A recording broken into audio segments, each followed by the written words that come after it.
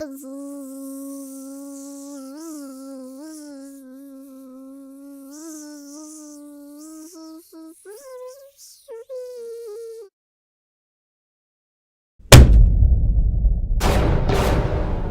is a time filled with learning, friendships, and embarrassing moments. And I have definitely had my fair share of those. I think all embarrassing moments can be found on a spectrum. So on this side you can find harmless moments such as, "I hope you enjoy your meal, madam."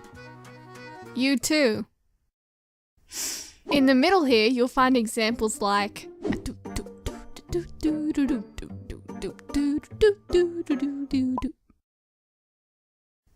on this end of the spectrum, you can find some really embarrassing moments, like this one.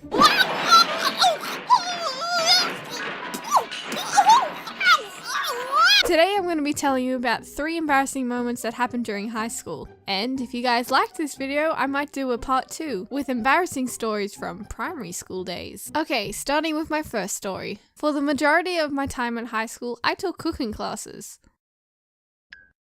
Okay, on with the second story. Nah, I was just kidding. But what I was meant to say was, okay, on with the second story. So in my cooking class, we had theory and prac lessons, which I'm assuming is the same for all other schools. Theory lessons consisted of writing 20 pages about pasteurization, while pracs, that was basically just trusting kids not to burn down the place. This teacher in this story, I can definitely say, wasn't my favorite teacher. She always had a squawky voice and never had anything nice to say. From what I can remember, we were cooking some sort of fudge. I'm not completely sure what it was, but it definitely had a lot of chocolate in it. Anyway, the teacher walks in. Alright, hey class, put on your aprons, leather shoes, and let's get cooking. If you don't have your shoes, you get no food. It's simple as that. Let's begin. Everybody got up from their seats to start cooking, but the teacher interrupted with one last note. Wait. Before you start, just remember to read the recipe carefully and don't burn any of the chocolate that we're melting today. That would be a disaster. In my group, I was given the job to melt the chocolate, but instead of melting it on the stove, we just did it in the microwave. It was a lot easier. Also, I thought. I remember the chocolate I was working with was being stubborn. It didn't want to melt. I looked over to the other groups and they managed it just fine. It was smooth, running off the spoon, and mine started to get chunky. So what was my solution, you might ask? Put it back in the microwave, of course. That will fix everything! Beep beep beep beep beep boop. Okay, I couldn't help myself with that one. That sound can literally fit every situation. Another example.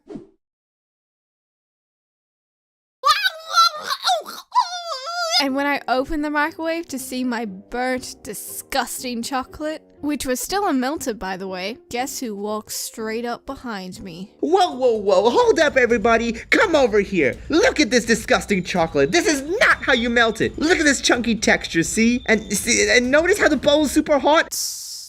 I felt so disappointed with my burnt chocolate, especially my teacher showing everyone in the class. I wasn't upset about burning the chocolate, it was just the fact that the teacher made a big scene out of it, making everyone look and making me feel ashamed. I understand that it can be a learning experience for everyone, but calling someone out? Really? I only felt the feeling of being embarrassed in that moment. Since that day, I've never eaten chocolate. What actually happened as a result from this was that I never burnt chocolate. Ever again. I guess it was a learning experience. I'm a pro! So this next embarrassing story took place on my way to my first class of the day, and that was science. The classroom I needed to get to just happened to be on the 2nd floor, and I could see all my classmates lining up on the balcony above me. On this day, I took a different route to my class for some weird reason. Maybe scenery? What scenery? Australia is literally covered by dead grass! What are you talking about? There's some alive grass over there.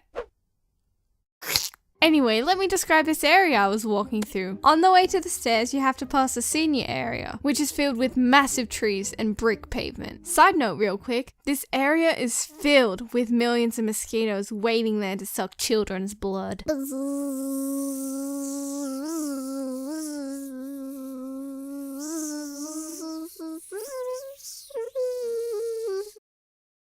Hello. The reason why the trees and the bricks are important in this story is because over time, they grew a little further than expected. And so this resulted in all the bricks to be uneven. I think you can see where this is going. I was just walking to class, minding my own business, in my own little world, and bang! My foot got caught in one of the bricks, which caused me to literally go flying across the playground. And I'm not even exaggerating here. It was rough. I managed to get back up on my feet with no major injuries, but then I looked up.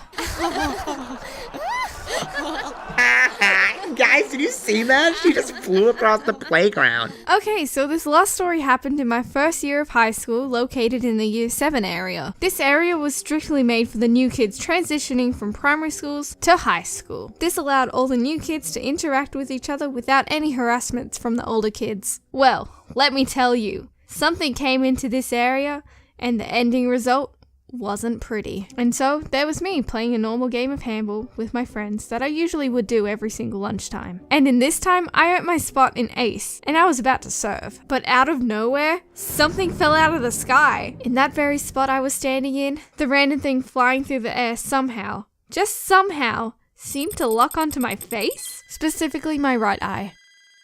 Oh my god, dude, you just nailed her in the eye. So this random object just happened to be a slice of apple and was pegged across the playground really hard. And it just happened to hit me right in the eye. Like, what? If I was like 1 centimeter away, this apple slice would have completely missed me. It was like it was out to get me. And let me tell you, getting hit by an apple at full speed in the eye was incredibly painful. My eye instantly swelled up and began to bruise immediately. And of course, something like this hitting your eye, I had no control over it, and water was just coming out of my eye constantly. It honestly would have looked like a waterfall, but an apple thrown into the mix, of course. Everyone around me thought I was crying like a little baby. Hey guys, a huge thanks goes out to Mars for lending his voice for this video today. I really appreciate everything and you did an awesome job. If you guys haven't checked out his channel yet, there's a link on the screen right now that will take you to it.